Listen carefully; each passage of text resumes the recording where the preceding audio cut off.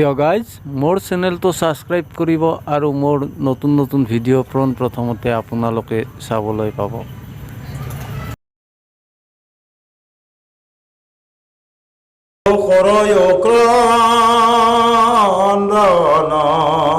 কি ক'লা খানে এইবিলাক পুংখানুপুংখে যাই আছে যাই আছে। সেইটো আপে আপি হ'ল আপি খাপি খালা এইবিলাক অ মুনিৰ ক্ৰন্দন শুনি অ যত দেৱগণ দেৱদূত পঠাইল অপ্ৰবোধ কাৰণ দেৱদূতে বোলে ৰুৰু কাণ্ড কি কাৰণে মৰিল তোমাৰা ভাৰ্য আয়ুৰ বিহনে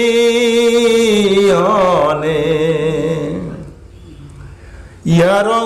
উপায় ইয়াৰ নাহিকে ত্ৰিলোকে আছই উপায় এক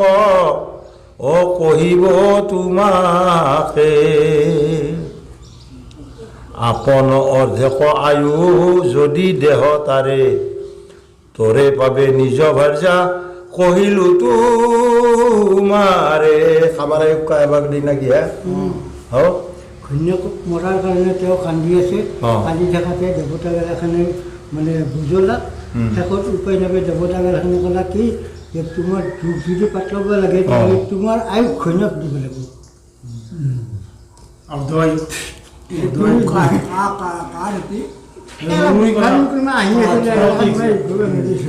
আপেন অৰ্ধেক আয়ু যদি দেও তাৰে এইটো মোৰ আধা দিব লাগে আছই উপায়ক কহিব তোমাকে আপন অৰ্ধেক আয়ু যদি দেহ তাৰে তবে পাবে নিজ ভাৰ্যা কহিলো তোমাৰে অৰ্ধ আয়ু দিব ৰুৰু কৈলাই অংগীকাৰ জিউ কহে ভাৰ্যা মোৰ ও কৰ প্ৰতিকাৰ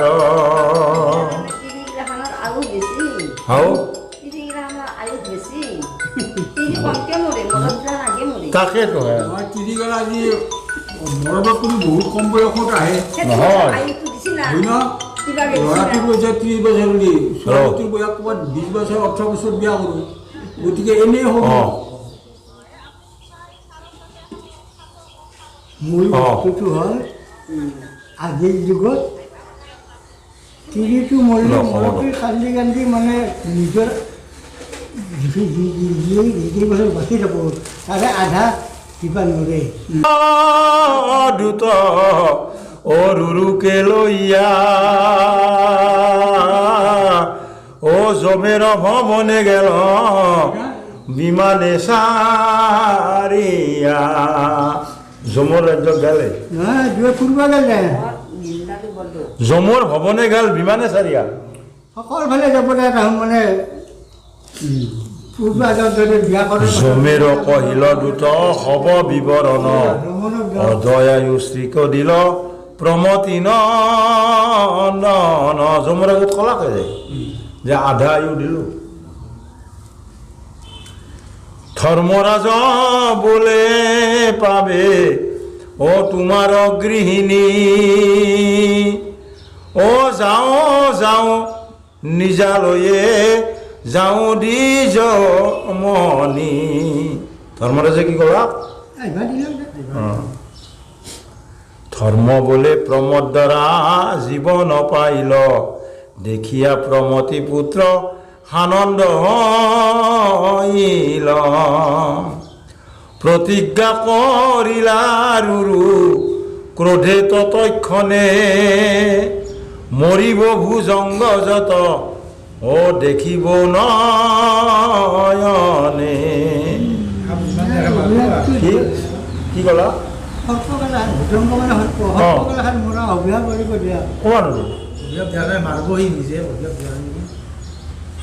প্ৰতিজ্ঞা কৰিলা ৰুৰু ক্ৰোধে ততক্ষণে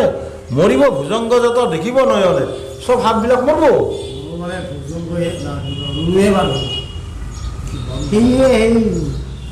জন্মে যায় হ'বতে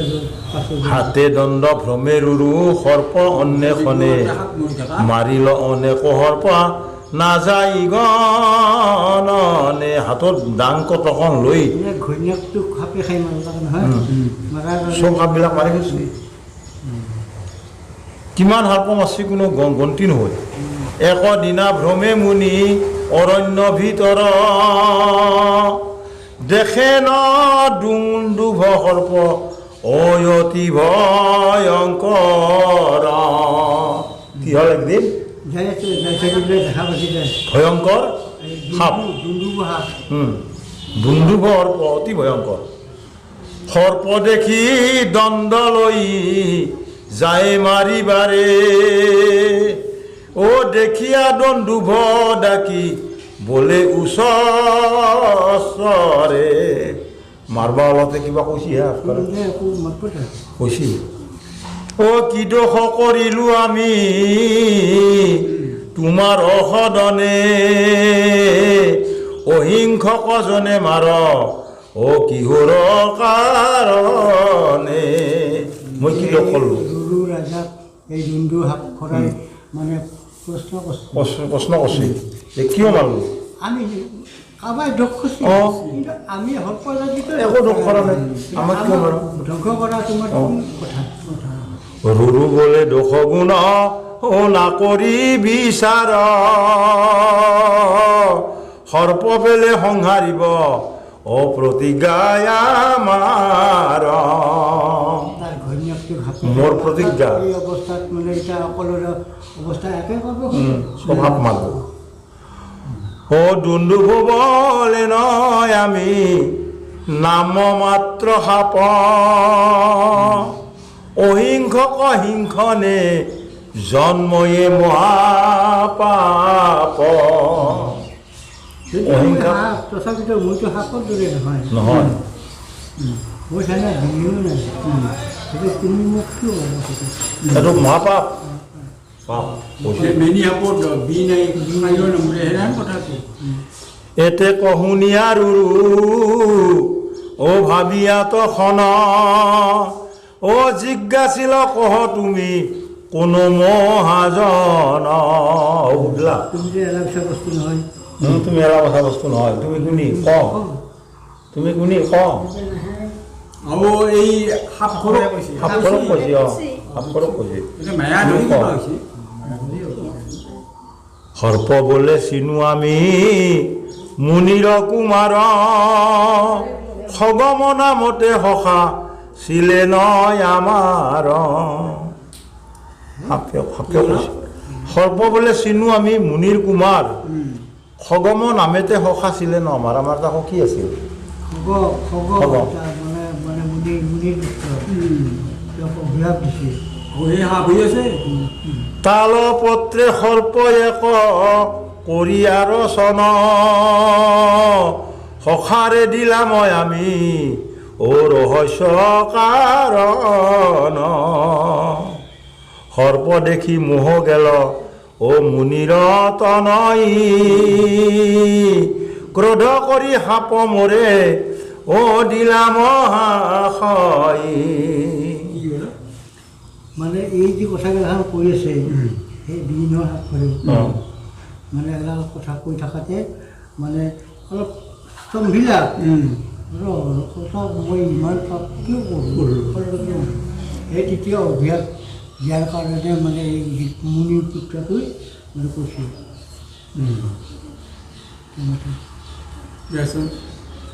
হীন বীৰ্য সৰ্প হৈয়া থাকো কাননে পুনৰূপী বলে মৰে এ কৰোণা বচনে। তো বিন সাপ নেকি? মানে বিন সাপ মই এনে বিচাৰি কৰি থাকোঁ দুটা কাকো ভক্ষণ কৰিব হীন বীৰ্য সৰ্প হৈয়া থাকো কাননে জংঘলত থাকো পুনৰূপী বলে মোৰ কৰোণা বচনে অচিৰে হুইবে মুক্ত অ শুন প্ৰাণ সখা অ ৰুৰুৰ সহিত তব অ জবে হবে দেখা। কি ক'লা ৰুৰু হতি মানে যি অভিশাপটো দিছে অঁ সেই কথাটো সত্য সঁচা কিন্তু ঘটনাটো হ'ল কি ইয়াৰোতো মানে এটা পথ যাব মুক্তিৰ যদি তেওঁ মানে এতিয়া নতুনকৈ আৰু এই ৰুলিৰ লগত বিচাৰকে তেওঁ কি হ'ব সেই কথাটো ই অহাক মাৰাটো এৰিব প্ৰমতিৰ পুত্ৰ তুমি ভৃগুবংশে জন্ম অ ব্ৰাহ্মণ হৈয়া কেন কৰ ক্ষেত্ৰ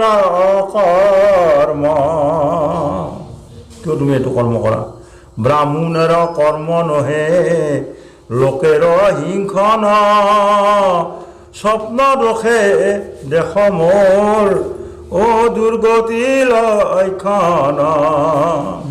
এইটো ব্ৰাহ্মণৰ কৰ্ম নহয় মানে হিংসা কৰিলে এনে দেখা মোৰ যেনেকৈ মানে দিন অহা হৈ পৰি আছে ব্ৰাহ্মণেও সেনেকৈ হিংসা কৰিব পাৰিলে তেওঁ একে সেই ৰখা অহিংসা পৰম ধৰ্ম কৰহ পালন ভয়াৰ্ত জনৰে ৰক্ষ অ কৰিয়া যতন অহিংসাই পৰম ধৰ্ম আৰু ভয়াৰ্ত জনে ৰক্ষা কৰিয়া যতন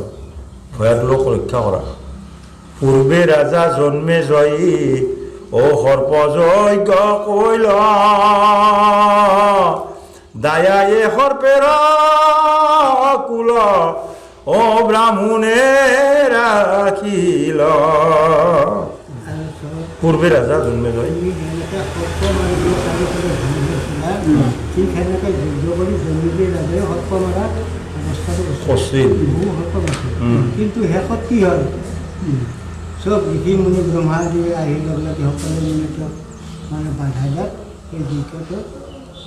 নহ'লে ইন্দ্ৰ আদি দেৱতাখিনিও মানে হেৰি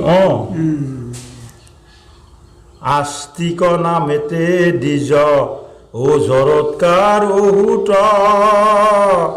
যাহাৰ চৰিত্ৰ কথা ও শুনিতে অদ্ভুত ৰুৰু বোলে কহ শুনি আস্তিক আখ্যান কিমতে নাগেৰ কুল ও গৈ কৈল পৰিত্ৰাণ আস্তিক আমাৰ এই অজাগালাখানি জৰকাৰ পত্নী কি কাৰণে সৰ্পযজ্ঞ কৈলা জন্মে জয় অ কহ শুনি মুনি বৰ অ খণ্ডুক বিস্ময় মুনি কহে সেই কথা কহিতে বিস্তাৰ শুনিবাৰ চিত্ত যদি আছয়ে তোমাৰ অৰাম মুনিগণে জিজ্ঞাসিলে কহিব সকল আজ্ঞা দেহ যাব আমি আপোনাৰ স্থল জ্বলি যায় তাৰ সাথে জন্মে জয় পৰীক্ষিত ৰাজাৰ দেব আছে না জন্মে জয়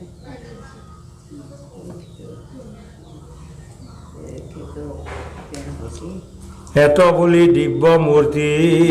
হইলা সেই খানে ঐ অন্তৰ্ধান হইয়া মুনি এ গেল নিজ স্থানে এই যে হাত মারাই গেল নাকি এই সব হাত ঘর বিলে এই যি কথাগিলাখান কৈ আছে আহুতি প্ৰশ্ন সুধি আছে মুনিগণে এই কথাগিলাখান কৈ দিলে যদি তুমি আজ্ঞা দিয়া মই পাছত তোমাক কম আজি আৰু মই গ্ৰীষ্মই জন্মিল ৰুৰু মন দুখ তাপে ও আপোনাৰ গৃহে আহি এ জিজ্ঞাসিল বাপে প্ৰমতি বোলে ন আমি হব তাহা জানি আস্তিকেৰ উপখ্যান ঐ অদ্ভুত কাহিনী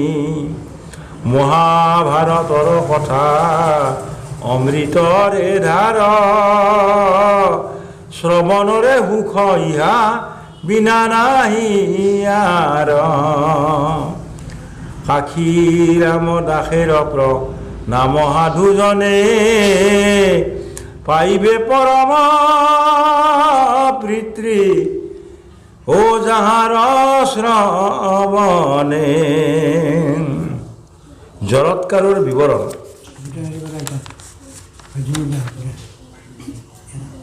মানে হেৰি হওক নেকি এই দুটা গেল এইটোৱে হওক তিনিটা হওক নামমান সাত নাই অলপ জেগা বেছি নহয় তিনিটা ঠেক কৰোঁ দে নাপে অঁ 12:30 ঠেক কৰোঁ কেইটা বাজে বুলি ভাবিছ 12টা বাজি নহয় দে 3টা বজাত আপোনাৰ আজি বিহুৰ কথা নহয় 12টা বাজিল তাৰমানে 3টা হ'ব লাগে 1.5 ঘণ্টা ৰাখবা নাপাবা অঁ 12:30 হ'ব এই আজি বাবুলা বাছকো আহি গৈছে বাবুল বাছকো আহি গৈছে এটা বাদ দে আৰু নাম না খাতা তুমি যে আহিছি আহিয়ে কত আইছি জি মধুৰি আইছি মই কৈছোঁ তুমি আমি বুজি নাপাওঁ ন বৰ পাবা তুমি আহি নাপা এতিয়া বুজি পাইছোঁ নহয় মই কৈছোঁ কি ইভা নকওঁ মই কৈছোঁ তোক যে তুমি যদি নাযাওঁ ঘৰৰ পৰা সিয় কৰিম আৰু যদি যাওঁ যদি পঢ়ি আইছি নহ'লে ঘৰৰ পৰা সিয় কৰিলোঁ হয় এতিয়া আমাৰ শেষে আৰু এতিয়া শেষ হৈছে যদিও এটা অধ্যায় হ'লে আমাৰ 3 অধ্যায় হয় 2 অধ্যায় গেল এইটো অধ্যায় জৰৎকাৰৰখিনি পঢ়িলে শেষ দুটাই দিবাৰ পাৰে অঁ আছে তেওঁৰ বলে কাৰ বল এওঁ এই নাই ঔষধ কি খাব নাই তুমি একদম তুমি আৰু